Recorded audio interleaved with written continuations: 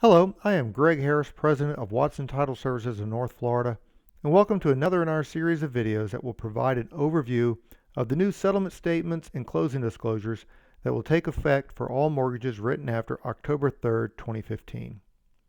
We know there are a lot of changes coming up, and we're here to help you understand these changes and how they will impact buyers, sellers, and their real estate professionals.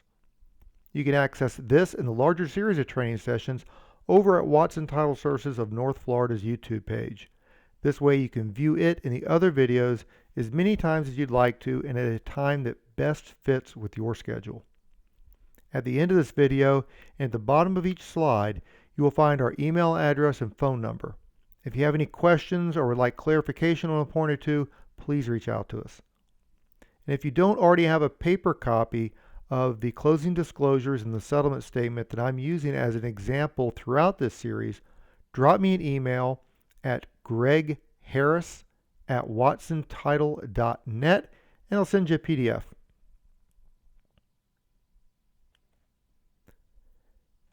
There is a separate closing disclosure for the seller as there is for the buyer. In the seller's disclosure form, page 1 that you see here, may also be referred to as a bifurcated seller form. You may also hear the term bifurcated used when discussing the ALTA settlement statement that we'll cover right after this. All bifurcated means is that instead of one document with both buyer and seller information on it, the statement will be split in two, so there is a form with just buyer information and another with just seller information. The key here, and the reason for this, is to keep the seller from having knowledge of some items concerning the buyer that are not of their concern. As the sensitivity to non-public personal information, especially for the buyer, becomes more acute, this may be the best step forward in most of our documents. More to follow on this, but let's look through the document we have in front of us. On page 1, you'll find on the left-hand side the same information that you found on the present HUD 1, the transaction summary information. And on the right side is the contact information for the seller to follow up. And on the second page, the top section is simply a summary of A, B, and C and the loan cost. The only time that you'll see something here is if the seller is contributing anything to the cost of the loan. And the bottom portion is where the fees are put that are paid by the seller. You'll find them there. All these figures that you see in the seller's closing disclosure are pulled from the same source as the buyer's closing disclosure. The handling of the rules that govern this form for the seller is very different than what we find for the 5-page buyer's closing disclosure. Most of the time, you'll find the big difference is that the seller's disclosure will be produced and delivered by the settlement service provider, in this case, Watson Title Services of North Florida. In theory, changes can be made on the seller's closing disclosure up to the last minute. And we'll also be able to do that for cash closings because, of course, the rules do not apply for cash closings.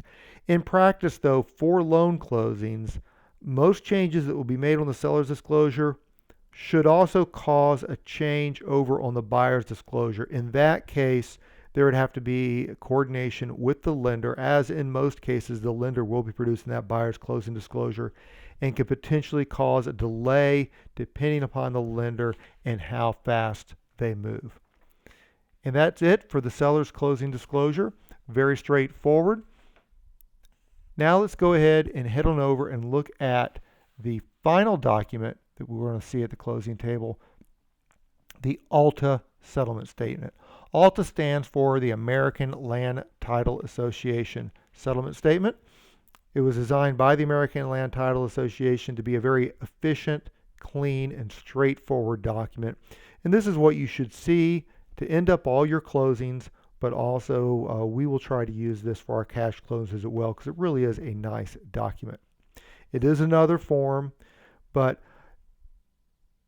it's required for a variety of reasons that may vary depending upon what corrections may or may not be made to the buyer's and seller's disclosure that some lenders may or may not make that are not corrected, here's a place where they can be corrected and give you that final number that you need, as we discussed, especially in the video for page 2. It also will supply on the third page the sign-off document that will allow us to conduct the closing, distribute funds, and get everything tied up on the end. Like I said, it's very clear cut. What you owe, what are the credits, what's the bottom line, it's all right there. While this does not replace the closing disclosure, it does derive from and is a complement to the buyer's closing disclosure that will be created in most cases by the lender in the seller's disclosure. If needed, this document might be bifurcated as well, because it may be considered at some point down the road by the CFPB to contain non-public personal information. We'll have to wait for further guidance on that, but you can see how it could quickly be and easily be divided, because you have your seller's information on the left, debit or credit, borrow information on the right. But if it's a unitary document that everybody signs, it should be shareable. If the rules require, or if a lender requires it to be bifurcated, it would be rather simple to do. You may also see this for commercial transactions. It'll work very well for that. But there may be some settlement service providers that will use either the 2007 or the 2010 HUD for cash and commercial. So you might be seeing all of them out there for a certain period of time until everybody's software comes out and is able to produce this document. And on the last page, just want to show you, very straightforward, the subtotals due from to borrower, due from to sellers, and of course the totals there, your buyer's and seller's signature, and your escrow officer signing at the bottom. That is your ALTA settlement statement. That should tie everything up with a nice bow at the end. Now, if you haven't already, please subscribe to our YouTube channel. There will be additional videos that will be following up on a variety of topics.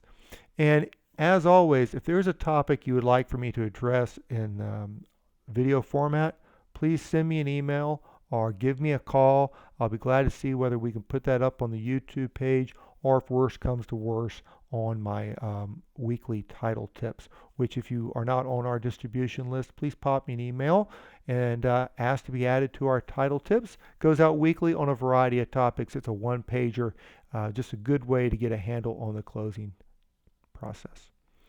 As everybody here at Watson Title Services would like to say, we appreciate you taking the time to get educated with all these changes and getting up to speed on the new closing disclosures, the new settlement statement.